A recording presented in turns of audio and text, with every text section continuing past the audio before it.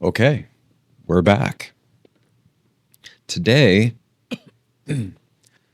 we are going to discuss something that could very well upset some people. So I want to start with that. And I actually spent a little bit of this weekend thinking about this topic or these topics. And I was a little bit hesitant to dive into them, but then I thought I should do it anyway. And you have my advanced apologies if this kind of rubs you the wrong way. My intention is not really to upset people. And I think there may be some people that get upset by this, but rather to say the hard things. And my hope is that with the viewers of GTT, we're like on a journey together. And that those of you who I think really get what we're trying to do with the channel will see why these topics are important for me to share, and also why my intention is not to upset people, but oftentimes, as we were discussing before, when we're trying to be kind, I think kindness is oftentimes saying the hard things, saying the things that will help people grow, even if other people maybe are a little too afraid or nervous about the blowback, I guess, for sharing these things. Let's dive into this. So the topics for today's VOD are really these two things. And this is along the lines of thinking like a PhD / stoic. I was thinking about this as well. And I think that actually it was one of my students that was talking to me after 329. That's the 329M. That's the course number that I teach at the university. And he was asking if I had ever read Marcus Aurelius's Meditations. And I said, yes, of course. Or maybe not of course, but yes, I've read this. And he was mentioning, like in the course, a lot of the things that you talk about with the virtues, I guess at the time, I don't know that I called them virtues, but it was like this structure. He's saying, I saw a lot of similarity with meditations and what Marcus Aurelius was talking about with Stoicism. And I see the same thing. And so maybe what this will be is this thinking like a PhD / stoic, because I do think there's a lot of overlap somehow in these two things, at least the way that I think about them. So along those lines, the two topics are really these: that why busy people can often be short and or mean, and why that's good for you, not bad for you. And the next topic is the importance of being authentic and honest, especially with yourself, And both of these are related to things that have happened in conversations that I've had or things that I've kind of observed over the last few days. So we can start with this one and then we'll close with the second one.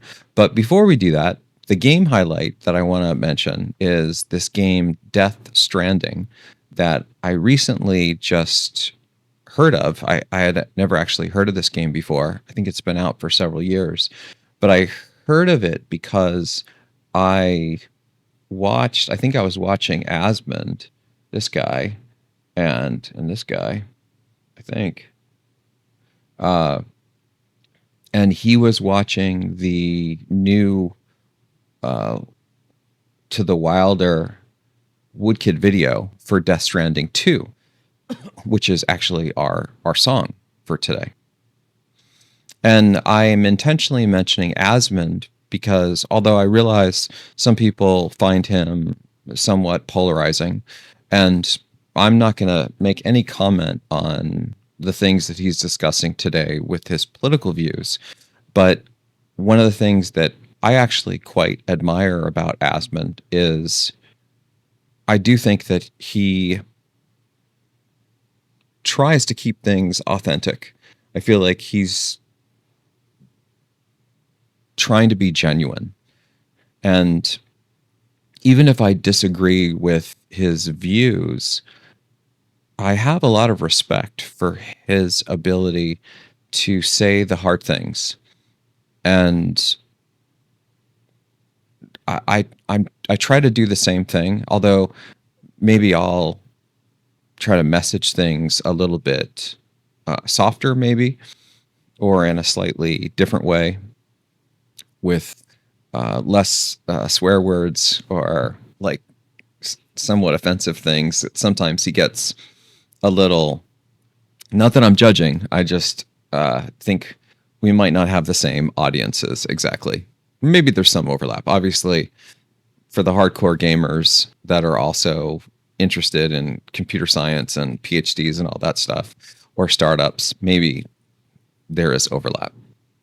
So, but I was watching some Asmund video, and this To the Wilder video came on as they were essentially introducing the new Death Stranding 2 game. So that's the song, and I strongly recommend you check it out. I've shared this with a few of my friends and colleagues, and the feedback. I mean, I've actually been a fan of Woodkid for a while now, several years, and a lot of his stuff I think is just incredible. And so as soon as I started to hear that this was Woodkid, I was like, oh, this is probably going to be incredible. I'm super excited. Or at least, for me, this is like my kind of music. I'm trying to move the dog here without him. Okay, calm down, buddy. He's snuggling in at my feet. There you go. Okay, you're good. You're good. Okay. So it's okay. It's okay, buddy. It's okay. Yeah, he's got some doggy hair on the mic here. So where was I? With Woodkid, huge fan. I strongly recommend you check out some of his other stuff if you enjoy this. But from this video, I was curious about Death Stranding, and so then I went on Steam and I got the first one, and I haven't had much time, but I dabbled a little bit, and very interesting game, at least for me. So if you're kind of vibing, I actually feel maybe a little bit dirty saying that word now with this whole vibe coding thing that we're not going to be doing that on GTT, just so you guys know. That's probably the antithesis of how I think about things. And if vibe coding is for you, cool. No judgment, but based on the things that I've seen and heard, I think there's this movie called Idiocracy. We're gonna augment the story. Idiocracy came out maybe 20 years ago, something like that. I think at least 10 years ago. Stars Luke Wilson. Yeah, Luke Wilson. By the way, we're really going down a rabbit hole here. I'm probably never going to get to these topics, but what the heck? I'm a huge Luke Wilson and Owen Wilson fan. Long time. P.T. Anderson, that whole crew. And I think Bottle Rocket was their first movie. I think they did it as like a college project. I think when they were all in undergrad. And so Luke and Owen starred in it, and they're brothers, of course, or maybe not, of course, but now you know. And I think that that was a P.T. Anderson. I think this is the first movie that P.T. Anderson directed, and they did it basically on a shoestring budget. Um, and it's very interesting in that, at least for me, when I first saw the movie, and I was probably like in my 20s or something, I thought it was maybe one of the worst movies I had ever seen. Literally, I thought this movie has like no purpose. I don't know what's going on here. And there's this ridiculous character called Dignan. Like, that's how much it's burned into my head. Uh, it's Owen Wilson. Owen Wilson's character is Dignan. And my ex-wife and I used to, when either of us were doing something really silly, we would say, Dignan, Dignan, what are you doing? Dignan. The dog is looking at me now because his nickname's Diggity. And so Diggity and Dignan are pretty close, right? Anyway, uh, so we're doing some rounds here. If you haven't seen Bottle Rocket and you have interest in sort of P.T. Anderson strangeness, this movie is definitely not for everyone, just to be clear. I think that this is an acquired taste, and it is strange. Like, I don't think it's offensive. I mean, I guess it could be, but I don't think it's like PG-13, I think. So, and it's silly. It's yeah, but if that's your taste and you haven't seen Bottle Rocket, I recommend it. But the larger point that I'm trying to make is there's this other movie called Idiocracy that also stars Luke Wilson. And I don't want to spoil it, so I won't. But needless to say, if you're curious about how I feel about vibe coding, watch Idiocracy and how the human race evolves or devolves due to becoming anti-intellectuals, and you'll get a good sense of how I feel about vibe coding. Okay, so where was I? I was talking about vibing. Yeah, so I think I was mentioning that if the music or the games are vibing with you, I don't know, one of those, then that we've mentioned before, then you might like this. So this is more of a sci-fi game, and it's hard to sort of like an action RPG. I think that the developer, this super famous guy. I wonder if they have it here. Yeah, Kojima.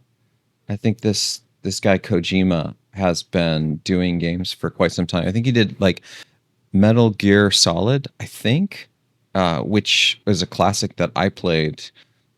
I think Metal Gear Solid 2 was really good. This is a long time ago. And I haven't deeply investigated this. And I'm probably getting some of these details or many of these details wrong. But regardless, if you think you like my taste in music or games, I strongly recommend you check out both of these. Okay. And I'll include all of this in the comments for this episode. So you should be able to get all this. All right. Now that that's out of the way, we can get into the real context of this, or the real content of this VOD or podcast, whatever we're calling this thing. Okay. The virtues that I want to highlight for this are persisting through adversity and judging others softly, but judging yourself very harshly. And I think this is actually really important, especially if you want to have like the growth mindset. And I find that in today, there seems to be almost like an inversion of this, like, especially in social media, which is part of the reason why we really wanted to do GTT, is to show others that it doesn't have to be like this. It doesn't have to be that you use social media as a tool to just attack other people and create sensationalized hype that is very biting or caustic, and it's very entertaining, but in like at the cost of others. And I don't think that you have to do social media that way. I don't think that you have to do news that way. I think you can still have stories that are highly entertaining and discussions that are highly engaging, yet it can lift all boats. It doesn't have to be something that degrades others. It can promote others. It can build ourselves up. And I think one of the ways that we can do this is to judge others softly, but judging ourselves very harshly. That is this whole idea that if you point a finger out, I really dislike this whole pointing thing. There's someone I was watching. Again, I probably need to follow my own advice because maybe I'm judging too harshly here. But there was someone I was watching and they were pointing at the camera. And I was just always taught you just don't do this because one finger pointing away, four fingers pointing back at you. And I think that if we move forward as a society, as a community, or at least this channel, where we're focused more on improving ourselves first and foremost, then I think life can be wonderful. It's so much, I think, can be so much more fulfilling. And I think you can often feel far less beholden, because if you're spending a lot of your time judging others or being upset or angry, or your emotions are controlled by others, this is, I think, a really difficult life to lead, because those other people are outside of your sphere of control. So when they do things, if you are judgy on them, or you're angry or you're sad, you may not have any recourse. And so instead, I found that I try really hard to foster goodwill with others, essentially give people the benefit of the doubt up until you can't. And so try really, really hard to judge others as softly as possible. Really go out of your way to create a positive narrative for other people. And truthfully, I find that 99.999% at least of my life is when I do this, I've actually found that people have been so shocked by this fostering of goodwill and judging them very softly. They might have had bad intentions, and those intentions actually change because they're like stunned by the positivity, the good-naturedness that they're being given. It's like they're not expecting it, because a lot of the world is not like this, as we can probably see from a lot of social media. Like, I think that it's unfortunate because it's a choice that we're all making on a daily basis when we are engaging in these sort of derogatory things. Now, to be honest, I do think that, one, it happens more in social media because there's this level of anonymity, and it's like the whole road rage is that you're not directly in the situation where you're being confronted physically with the other person. And so you have this barrier of protection.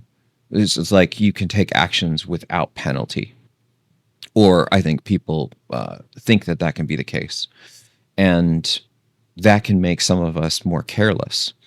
This is also part of the reason why I prefer the long form rather than the short form. That's like the TikToks of the world. And that's not to say that we won't do shorts and things that are more soundbitey. In fact, we have some shorts where they're like clips of these episodes. But those are mostly just as a gateway for people that aren't watching the channel to maybe get a quick soundbite and think, oh, this might be interesting. But the real message, the real episodes are like the deep dives and the PhD thinking and the mind melds, this type of thing. And so part of that is to dive into topics like these in a way that we can handle the nuance. Because what I found is in many cases, sound bites or these 60-second help yourself, fix the world, isn't this atrocious, isn't this amazing, whatever, is often not sufficient to really get at the heart of complicated matters. It's just not enough time to really explore these deep topics that we may want to explore if we really want to grow and we want to do things for like the betterment of all human race, or even beyond that. Like I was actually having discussion this weekend how the goal with Murley is really, hey buddy, it's okay. He's got the shakes now because the adult voice is out. It's okay. We'll do the daddy voice. Yeah, it's okay, buddies. Here we go. You didn't know I could go that high pitch, right? Yeah, it's the daddy voice. It's the doggy voice. Okay, it's okay. It's okay. Okay, come here. Come here. Come on. Okay, come on. Come on. Okay, he's gonna make. Come on, buddy. Come on. You're gonna make an appearance. There we go. Okay. Yeah, it's okay. Yes, it's all right, buddies. Okay. No, no shakies. Okay. Yeah, he's doing better now. He got a bath this weekend. Yeah. Okay, buddy. Yeah, you just rest right here. Okay. So what we were just talking about was, what were we just talking about? This, idea of long form.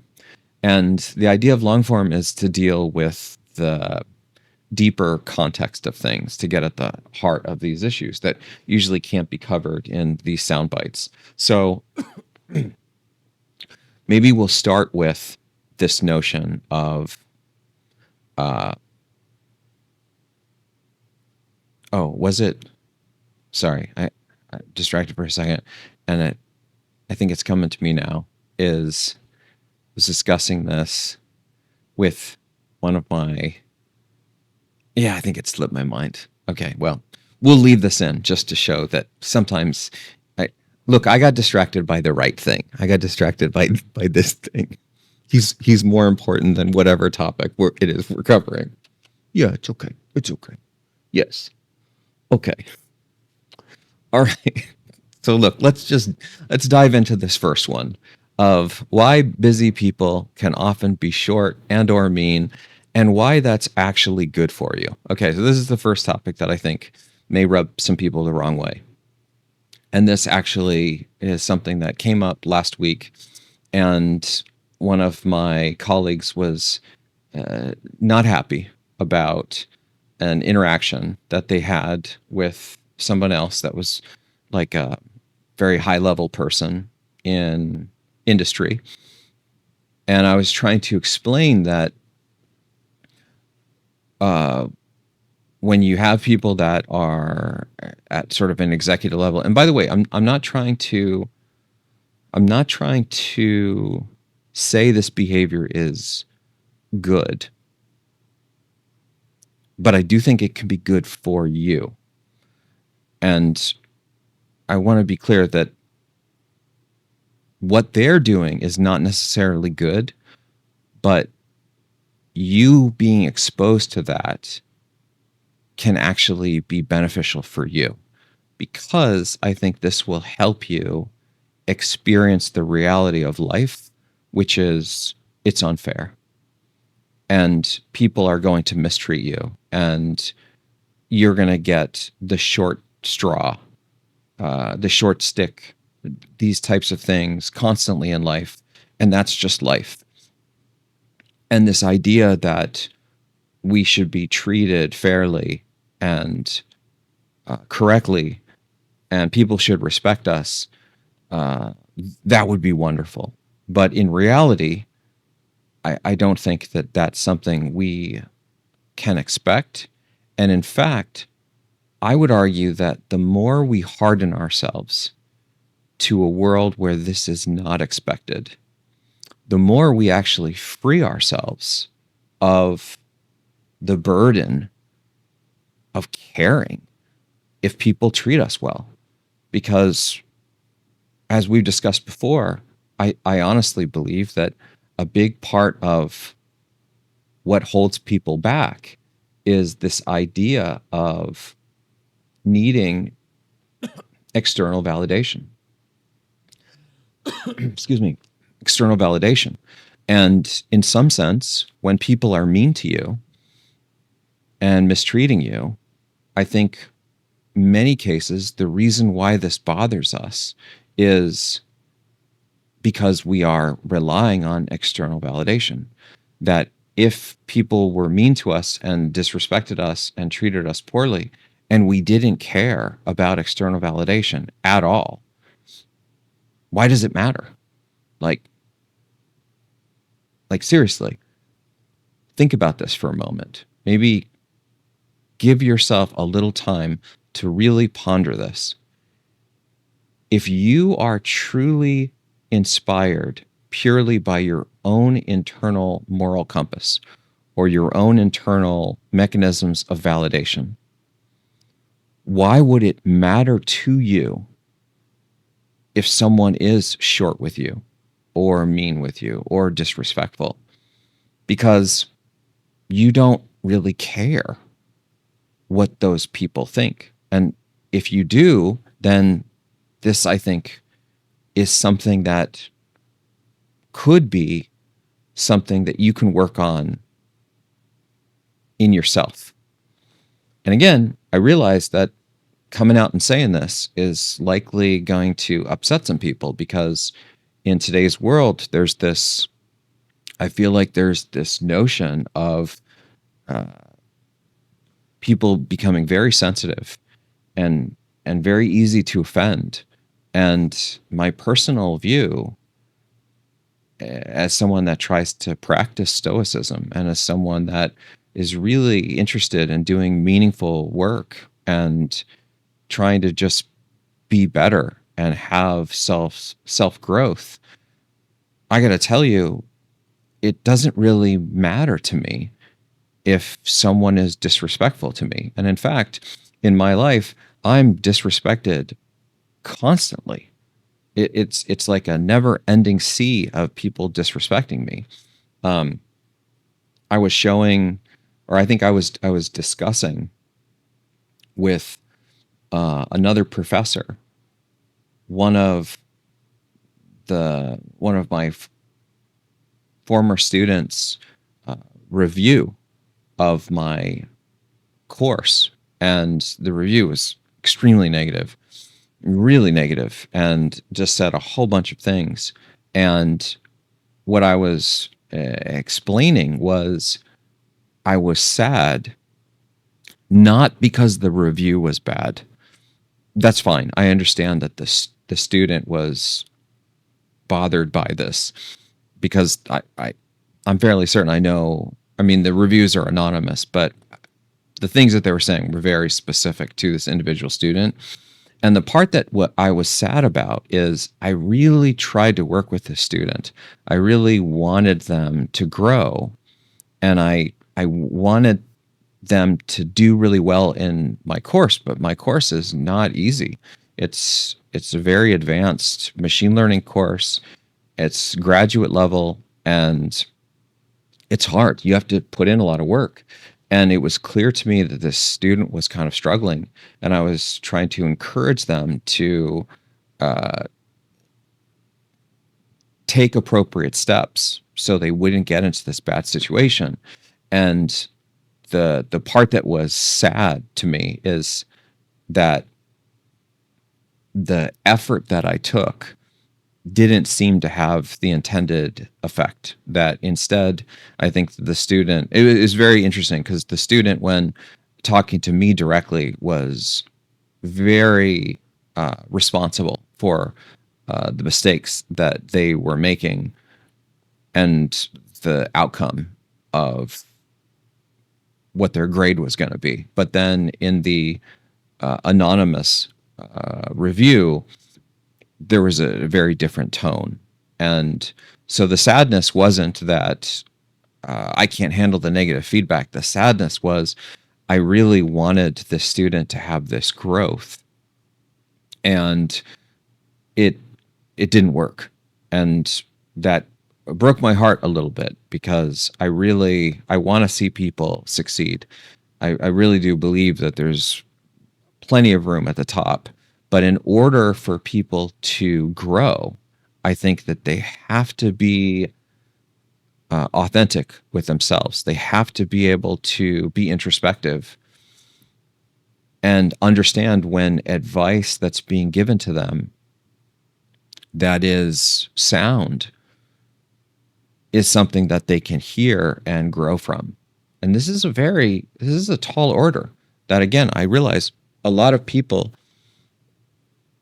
especially in today's world where I think we run very quickly to be offended or throw our arms in the air and say things like how dare you speak to me like this, or we become social justice warriors on Twitter or other things. And I think that this hypersensitivity and hyper reactivity that we have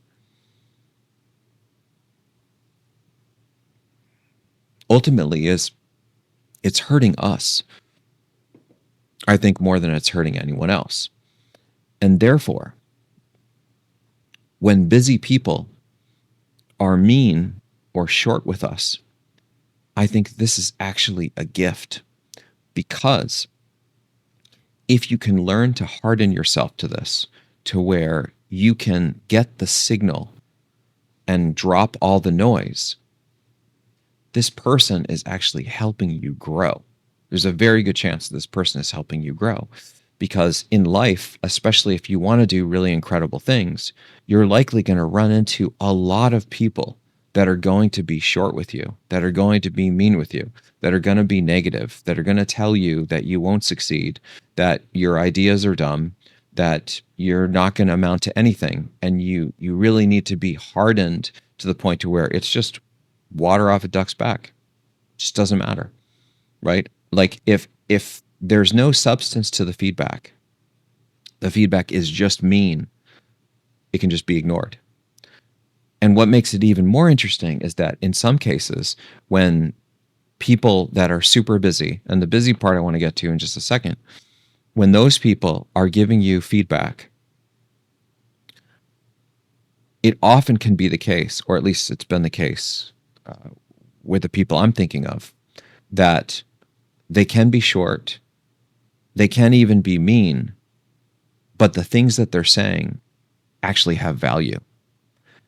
Therefore, the ability to not lose the signal when it's buried in a whole bunch of noise, and that noise is you hearing them being mean, you hearing their tone be something that you don't like, you hearing them say things like, this is garbage, and then resisting the urge to be offended by this or get caught up and say things like you're taken aback, or I find this offensive, rather than doing that, instead trying to listen and understand, is there a message here that I can learn from? And I find that especially with these people that are higher up in the food chain, these professors perhaps, or VPs in some organization or what have you, your boss's boss. These people are often very busy. And because they're so busy, they will not necessarily have the luxury of time. So they will have to be short and sometimes mean, but it could very well be, and I'm not saying this is a universal thing, but I'm saying that it could very well be that their intention is not to be disrespectful. Their intention is simply just to get to the point and say what they think. And in fact, I was having a discussion with Taylor tonight, and I gave him some of this tough love, as I call it. And in fact, most of the people at Merle uh, or at the university even know that sometimes I will give people tough love. And there's a few different reasons why I do it. One, I can be pretty busy. But two, I still want to make time for people, even if it's not much time, because I want to help them grow.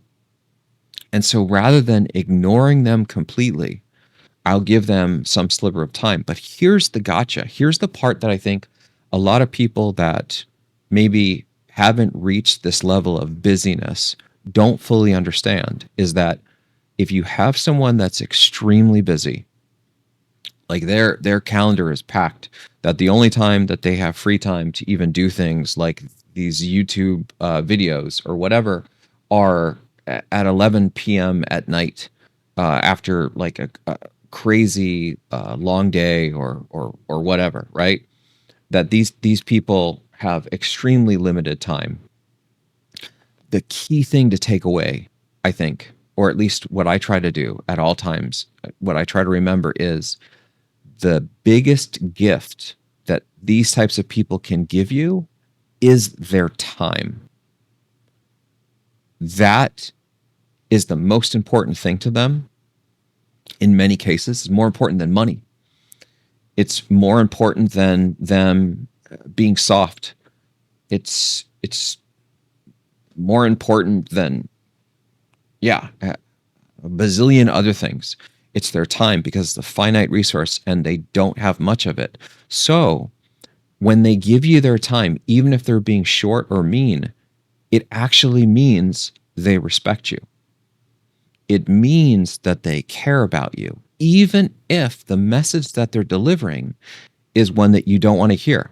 Because, and this is the real kicker, this is like, and truthfully, this is, I've explained this to many of the people that I've worked with that sometimes get confused about this. I will let people know that if I give you my time, it means that you matter to me. And the moment that you don't matter to me is the moment that I'm completely silent with you, is that I don't respond.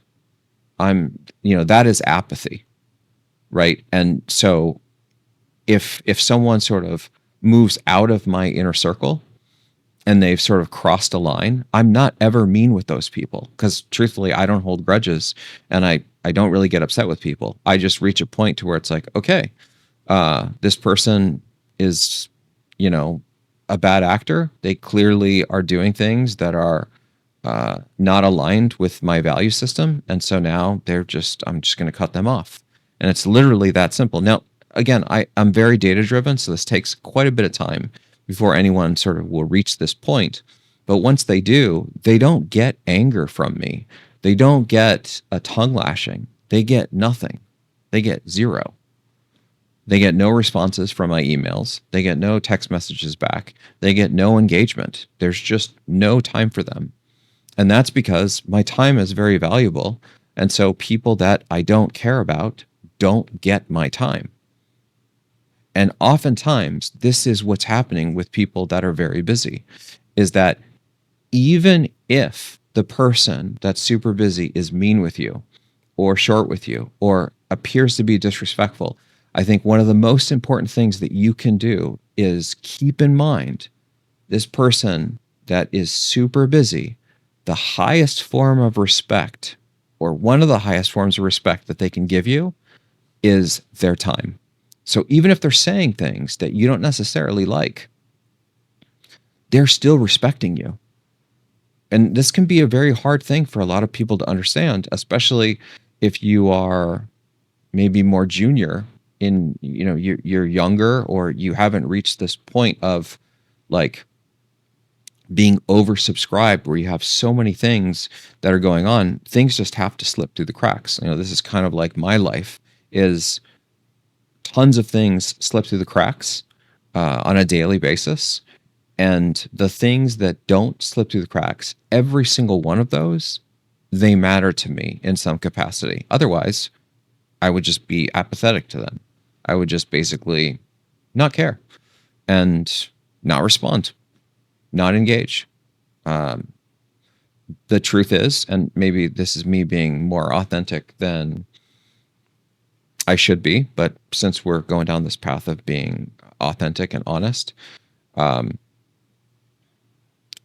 if I get to the point to where someone has really moved themselves out of my inner circle, I just literally will not engage. And so they will email me and I'll see the email. I literally won't even read the email. I'll just delete it because I know, and again, this is very data driven and it's not something out of anger. It's just having very clear boundaries on time. That this isn't me deleting their email because I'm furious and I'm trying to play a game.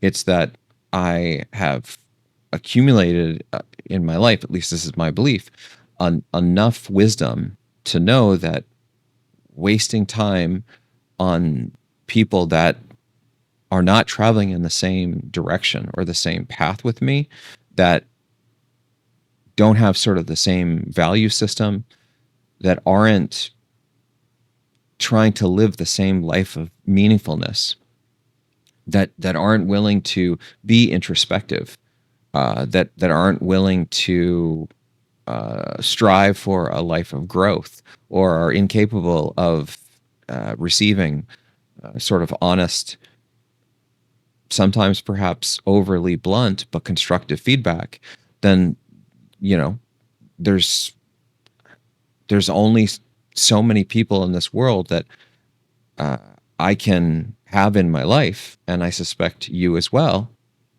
And so we have to be very careful with who we let in. It goes back to this virtue about choosing your inner circle wisely.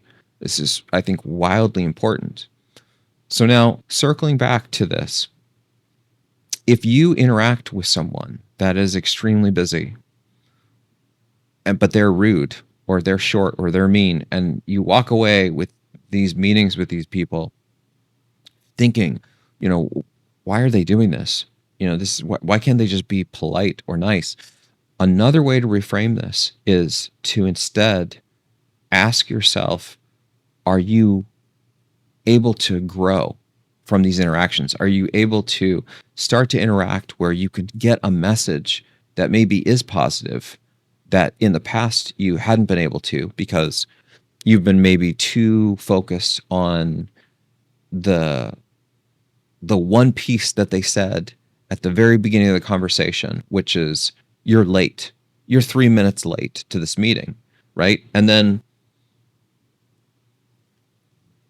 in the interest of being authentic, which is why this dovetails, I think, really well with this topic, is if you were 3 minutes late to that meeting, are they necessarily wrong for calling you out on it? And again, yes, messaging can be important. And ideally, we want people that are in leadership positions that are very busy to have the gracefulness to deliver messages with empathy. But at the same time, we can look at these interactions as this is potentially training us. This is giving us experience to see how we'll handle harsh environments. And the truth is, I think the more you can become accustomed with handling yourself in the face of adversity, this one here, the better you will be able to navigate life and all of the curveballs that it's going to throw at you that you don't deserve. The bad things, the people cutting you off on the road, the people that curse at you when you didn't do anything wrong, they made the mistake. People that are, bigoted, or they're racist, or they're sexist. And the truth is that there are some people out there that are like that. And my hope is that we can start to affect change and hopefully expand our knowledge and create positivity. But let's just be real for a second. The likelihood that we're going to get everyone to be on the same page is probably approaching 0%. Or it is 0%. It's like an impossibility problem. So instead, if we go into the world of reality thinking that things aren't going to be perfect, we are going to be mistreated, we are going to be judged unfairly, we're going to be misunderstood, and know that going in, that we don't have expectations of outcome. We instead have sort of these expectations of reality. I think it can help us because it puts us maybe in the right mindset to where we aren't expecting the world to behave the way necessarily that we would like it to behave. Instead, we're going in with really high hopes, but an understanding that we could be treated unfairly, or people may not use the right intonation or the right messaging, but it doesn't necessarily mean that they aren't going to share something valuable. And I think that this is a good example. This busy people example of this is that if you look at it just from the perspective of them being short with you or them being mean with you, it's easy to overlook the aspect of this, which could very well be that they are giving you their time. And for people that are extremely busy, this is one of the highest forms of respect. And in my life, I interact with a bunch of people that are extremely busy. And some of them, even some of them that are my mentors, they are short and sometimes mean with me. But I can see through that because I focus on this signal of like, wow, I get to meet with this person. I get to have one-on-ones with this person, and they give me feedback that like is helping me grow in ways that other people don't even have this opportunity. This is amazing. And so even if they spend this time yelling at me and telling me that I'm a moron, like they could very well be right. And the truth is that I first started to really learn this when I was doing my doctorate, is that my advisors had to give me some tough love. And I struggled with it at first. But then I started to reframe this and consider how extremely busy these people were, especially compared to me at the time. I wasn't, and again, it's not about them being more important than you. This is where I think people often get this wrong. It's not this idea that someone that's higher up on the food chain or in their career is more important than you. I mean, some people may frame it this way. This is not the way I think about it. The way I think about it is it's just that they're busier than you are, that they have things, so many more things, that they don't have necessarily the luxury of time. And believe me, again, I think, if we're being honest and introspective, and this can be very hard to do, we can look at this and say, this person is definitively far busier than I am. And therefore, I should be very grateful just to get their time. This can be really tough to do if you have an ego, or if you lack introspection, or if you have this inability to be authentic with yourself. So I would encourage all of you, hopefully I haven't upset every single person that's watching this video, I actually suspect a number of downvotes, which is totally fine, right? Again, I'm very much in the philosophy of I am use my own metrics for internal validation, and while I try to not do things that are offensive to people, I know that sometimes one of the one of the most powerful ways of being kind. Where is be kind in here? Oh, here it is. In being kind is saying the hard things that other people they're hesitant to do. It is one of the things that can be the most helpful. But it also means that you put yourself in the line of fire. And that's okay, right? I'm okay being in the line of fire. So downvote away, comment and tell me that you wildly disagree. That's totally fine. Other people have had comments and told me similar things. I won't delete those comments. I want them to sit there and let those voices of dissension be heard. Because I think that I very much am of the mindset of having a open discourse, as long as we are trying to be minimally somewhat respectful of each other. I mean, you don't have to be super respectful of me. You can tell me I'm an idiot all day long and it'll be fine. But with each other, right, let's just try to keep that part on the up and up. So these are the 2 points. I want to close now with an example of what being inauthentic, I think, actually looks like. And again, I'm really going to lean in here and see how many people I can upset. We're going to talk about this this YouTube video that I happened to stumble across last night, where this person was talking about how AI ruined their life. And I've been working in the space of AI for like 20 years now. And part of what AI brings is automation, right? It's a form of automation for a bunch of different things. And the truth of the matter is, again, if we can just be authentic and honest, when we advance science and technology, almost all of that is automation to some degree. So, like, a very simple example is a remote control. What is it automating? It's automating that we don't have to get up to the TV and press buttons. We can do it from this. This is automation. It's automating away those aspects. Now, is standing up from your couch and walking to the TV a job that somebody has and they're paid for? I mean, in many cases, no. But in some cases, for extremely wealthy people, I suspect it probably was. I think that they probably had people that worked at their palaces or whatever that stood at the TV or the radio, and their job was just to turn the volume up, turn the TV on, this kind of thing. It probably sounds crazy, but I suspect if we Googled it, you could probably find cases where that really happened.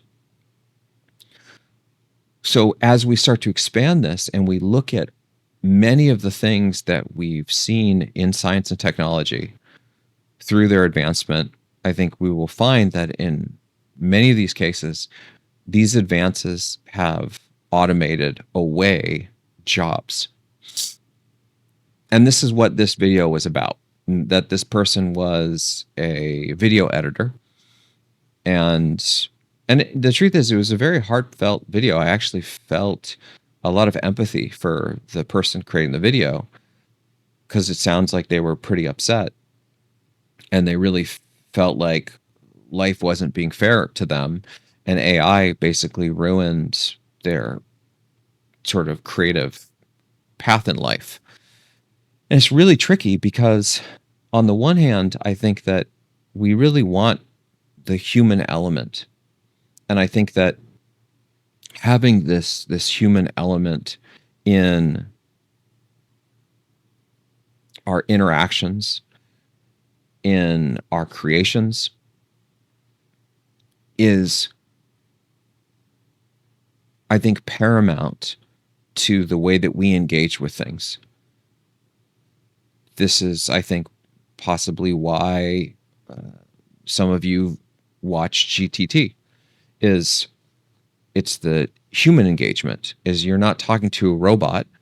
You're not just hearing a voice. Is you're seeing me, and you're feeling the emotion and the engagement and the intonation and the sincerity. Hopefully, you see the sincerity of the way that I'm trying to express myself, and that is hopefully resonating with you, just like it resonates with me with the comments that you have. And so that part, I think, is critical, and I think that that is going to persist throughout all the things that we do. I don't think that that will be elided away.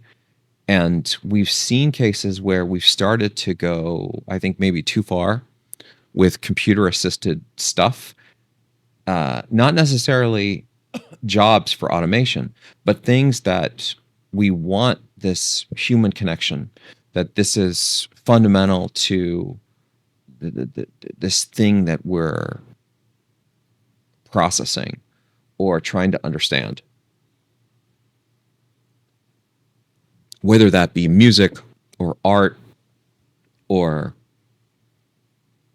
poetry or writing, if that's done in a completely non-human way, it can feel, I think, different, or I don't know, inauthentic. And will it stay this way forever? I mean, today I can see it with the AIs. I'll read papers, research papers, for example, that were written by AI bots. And I can very quickly get a sense of like, yeah, this is written by a bot, because it just doesn't quite make sense. It's like a whole bunch of words, and will it get to the point to where it does at some point? I don't know. Maybe. I think largely the technology that they're using today, language models, because they don't fundamentally have reasoning systems in them, not at a fundamental level, I'm not sure that you'll ever get to that point. But maybe for more simple things, this can work. But when you move outside of the human element, the stuff that's related to this kind of connection, and you go to things like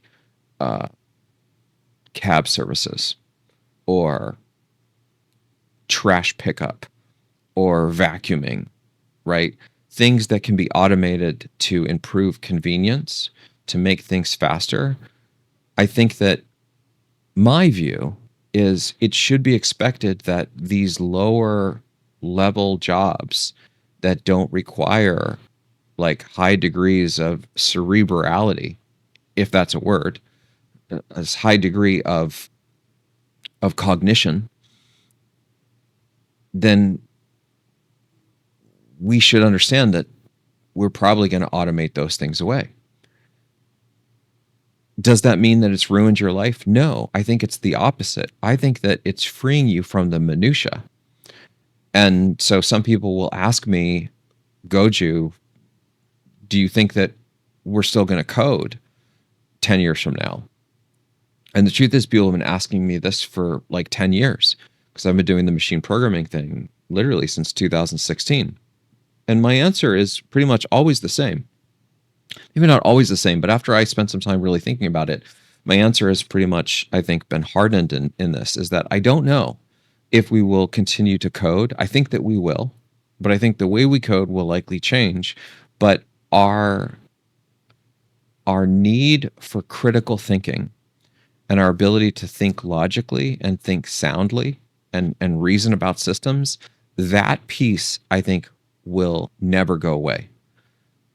Because minimally, I think that we are going to push things forward. And if we can't think critically, if we can't deeply reason about things, we're not going to be able to push things forward.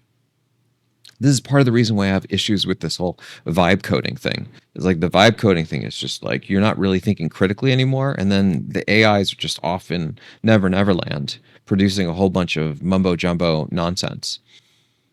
So what does this mean? What this means is that AI is never going to ruin my life as a coder. I love coding. Right? We do episodes on this where I code, and I think many of you have seen that. I just have a lot of this so burned into my head. I don't need references. I can just dive in. I mean, I love it, right? It's like one of my favorite things. But more than that, what I think I really love is I love to think critically about problems. And so I've like reframed this, and that will I still be able to write C and C++ code, or other, Go code, or other things that I enjoy, maybe even Python code from time to time? Maybe not.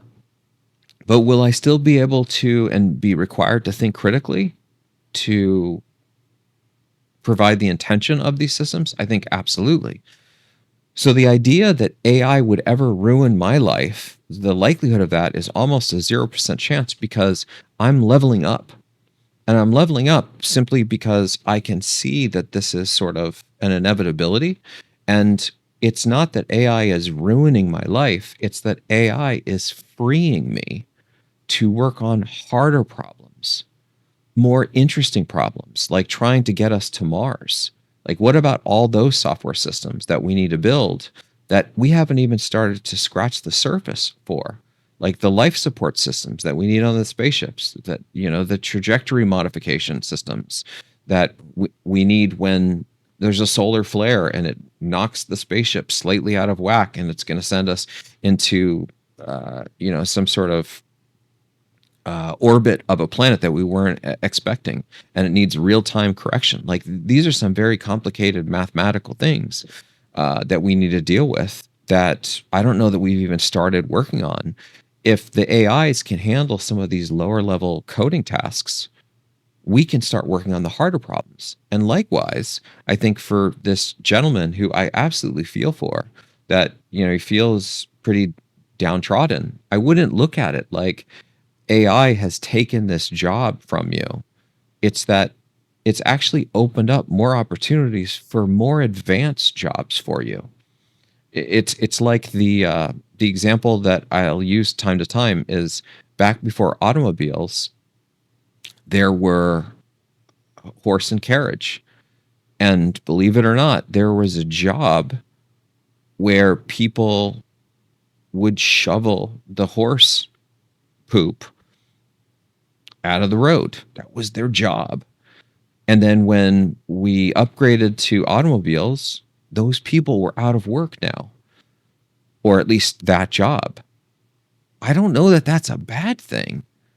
Like, similarly, we've advanced things with jobs related to mining.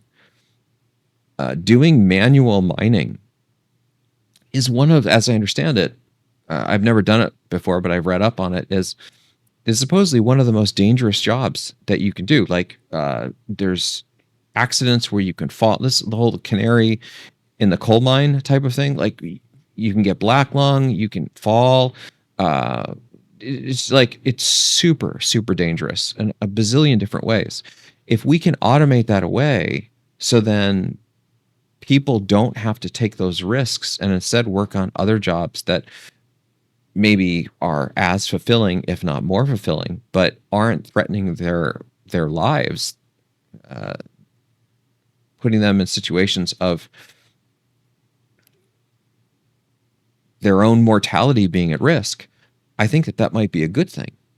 And so what's interesting about this video, and again, I'm specifically not linking to the video because I'm not trying to pick on this gentleman. I'm just trying to make this point, is that what I think it is a very emotional kind of response. And again, I get it. We're human. We have emotions, but following this view of being a stoic and being able to separate yourself from your work and not taking these things personally, even if it's something that you love, and really trying to distill the signal from the message. I think if this person really had the ability to be authentic, to really be introspective, as I said, I thought that this video was probably going to upset some people. So I'm getting right to it. Is I think that if he really was being authentic, if he's really being intellectually honest, AI didn't ruin his life. He's chosen to believe that his life is ruined because he's decided he can't learn new skills, that he can't level himself up to work on something that is outside of the scope of an AI. But the truth is, I think there are many jobs that AIs can't get remotely close to. Right. Like, again, we were actually having a meeting with a customer today, and they were asking about the limitations of the AI coding assistants. And we were talking about how with system level languages like C, C++, even managed languages that are potentially more challenging, like Java or C Sharp, or even Go, which is unmanaged, but it's moving toward managed like structures, we'll say something like that. um, the AI coding assistants are not that good. So understanding that one of the biggest gifts that we have as humans, this is the reason why we're supposedly at the top of the food chain, is it's not our physical prowess. It's not that we're the most deadly, is that it's this thing. We have the ability to outthink, with the exception of maybe dolphins, and there's some argument that octopuses are actually quite smart. I don't know if it's octopi or anyway. We have this higher order of cognition that puts us in a space that other species are orders of magnitude away from us. Like simple things like how to open a door, right? Like we don't even think about how hard that is. Like my dog, I love him to death. I can just leave this room, and if I close the door behind me, he can't get out. Like think about how easy it is to open a door. And this guy who like I absolutely love, he's right here with me this whole time. He can't do something as simple as open a door. What about the more advanced things that we do? Like understanding physics. We all have an innate understanding of this, like how to balance on one leg and how to do a somersault or what have you. There are many things I think that we're capable of with these higher forms of cognition that AIs cannot do. And whether they will be able to do one day or not, my view is that as AIs level up, they will free us to then level up ourselves. And many of those jobs that we're potentially going to work on, they don't even exist yet because we need these automation techniques to exist to free us to then invent those jobs, to invent those fields. And so this idea that AI could ever ruin your life, I think, again, if I'm being totally honest, I think it's a bit disingenuous. I don't think that AI or any form of automation can ruin your life. I think ultimately, especially when you're talking about job here, it's you're choosing. I mean, it's not that simple. Obviously, there's nuance here, but we're talking about someone that lives in the United States, that has access to the internet. Like the internet is this huge wealth of knowledge. Again, I realize I'm really breaching a topic here that could upset some people because I'm basically saying I'm not going to give you an out on you saying that AI is taking your job because you have this thing and you can just learn new skills. And so just learn those new skills. And it sounds a bit harsh, but the truth is, I think that it's really a mindset. It's just deciding that you now can, like, for example, this guy that he's saying that the AI has ruined his life with the video editing, use the AI for video editing and then understand what they can't do or what it allows you to do with them that you can then expand upon to do even more things, right? Flip it. Flip the narrative, very much like this first piece that we're talking about with busy people being mean and how it's unfair, you can flip this narrative too. You can say, look, it's an opportunity for me to grow. And this person has incredible amounts of wisdom and experience. And so anytime I get to interact with them, it's a blessing for me, right? Like there's so many ways that you can uh, choose to live your life. And I think that if you're choosing this path of negativity, if you have resigned yourself to failure, I think that's exactly what you've done, is you've chosen to resign yourself to failure. And it's not that AI has ruined your life. I think that in many cases, it's that you are lacking the ability to be authentic and honest with yourself, and understanding that automation is a natural form of progress of technology, and it's likely infinite. It's not going to stop. But that doesn't mean that we are limited. It just means that more things will open up to us. It is, in my mind, the case that there are an infinite number of jobs, and every time automation advances, we are then given the opportunity to essentially invent new jobs, invent new domains, work on new incredible technologies or things that we couldn't do even just a few years ago. So hopefully this didn't upset everyone watching this. Feel free to leave the comments. I want to close with a final thought, that I realize that this is also nuanced. And I know some people have a strong disposition for growth and some people don't. And I know some people are later in life. And so having a career change when you're 60 versus a career change when you're 17 can be a very different thing. By the way, the individual that was posting this video, I think that he was like in his early 20s. So this seems like there's ample time. Like, again, it feels somewhat over dramatic. If, again, I'm just being honest, it's like you haven't even, you're not even like 25 yet. I don't know that you have committed yourself to something mass. It's sort of like if you had AI that, or robots that do things like bag groceries, and you were a grocery bagger, and now you don't have your grocery bagging job. Did AI ruin your life, or is it just freeing you to do more stuff? So anyway, hopefully the message that I'm trying to get across gets across. I'm fairly certain I've totally botched this, but as Merle can tell, he's getting real excited now. As Merle can tell, I'm in the wrap up mode, so he's thinking it's going to be WALK time. But yeah, thanks for listening to me rant and rave.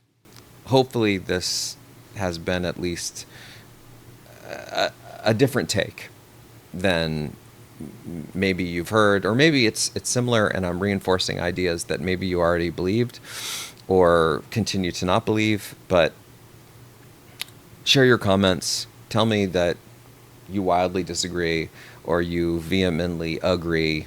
Whatever it is, it'll stay up there and we can have a good, healthy debate on it. All right, everybody. Happy Monday. We'll see you next time.